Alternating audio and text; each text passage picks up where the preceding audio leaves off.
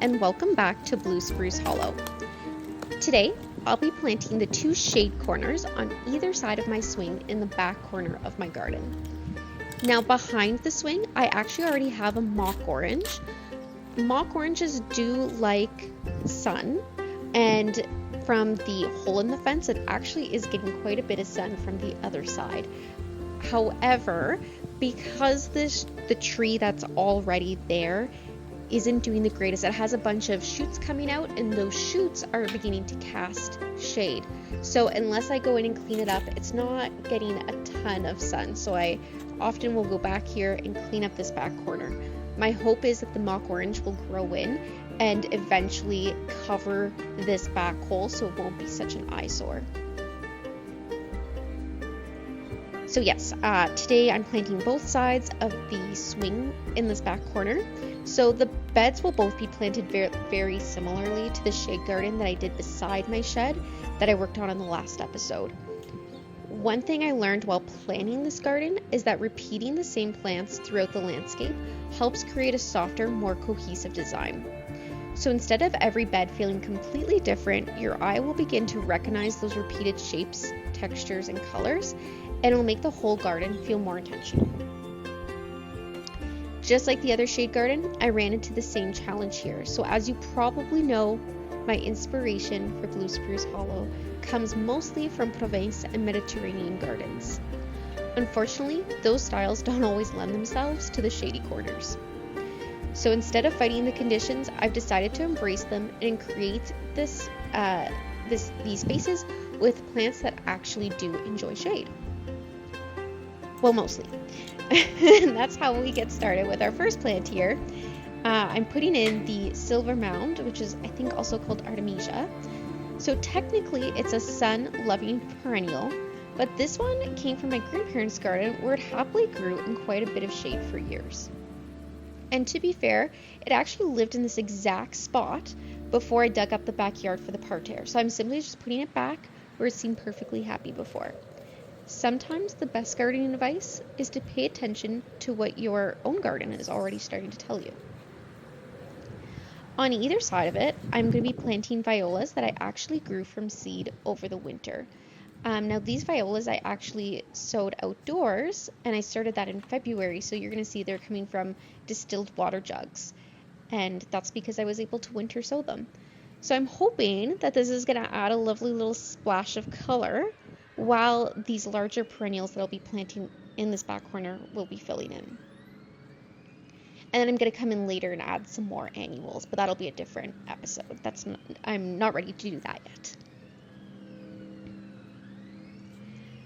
And you'll also notice that just like in my last planting video, I'm amending the soil as I go. So since my garden is mostly heavy clay, like I've mentioned many times before, I'm digging wider planting holes and mixing in fresh garden soil, some of the original clay that came out of this hole, and some Pro Mix HP Mycorrhizae. And at the base of the hole, I'm going to put a small amount of bone meal, and this will hopefully just give the roots a little helping hand to get started and rooted in nicely. One thing I've learned is that improving clay soil is really a long-term project. You don't want to fix it all at once. It's something you improve gradually every time you plant something new. Now, you may have noticed that this bucket is kind of just sitting here. That's actually just a placeholder for now because my neighbor has kindly offered me a hosta from her garden. So once she gives me the go-ahead to go ahead and dig it up, I'll already have the perfect space waiting for it. Now, behind the Artemisia and behind the bucket, I'll be planting a Jack of Diamonds Brennera. Now I absolutely love the silvery foliage on this plant. It fits much better with the Provence-inspired color palette I'm trying to recreate. And in the spring, it's going to produce these little blue flowers that remind me of tiny forget-me-nots.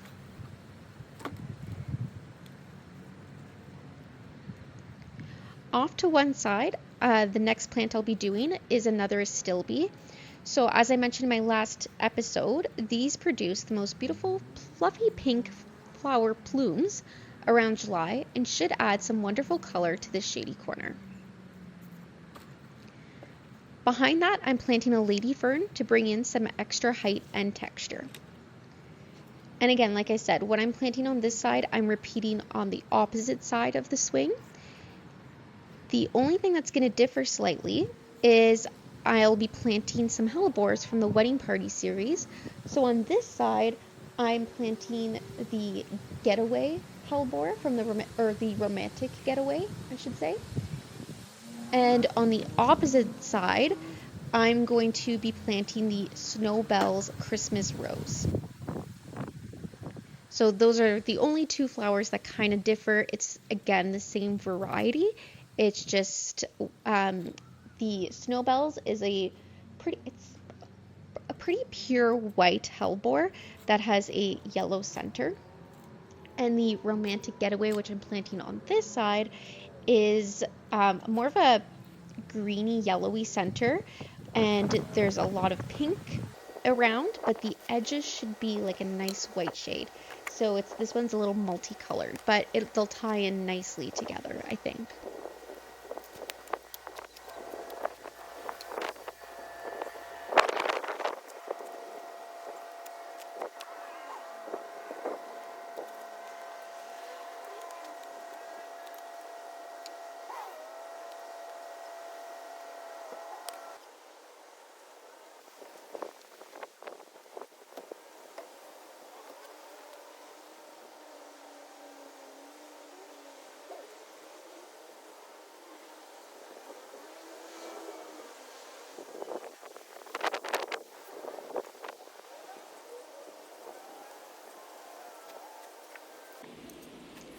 Along the fence, I planted a border of foxgloves, delphiniums, and hollyhocks back when I imagined this garden still leaning more towards a traditional cottage garden. I still think that they're going to be beautiful next year.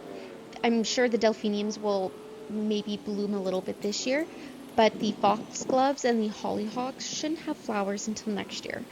And I think they're going to be beautiful. I'm going to let them do their bloom next year.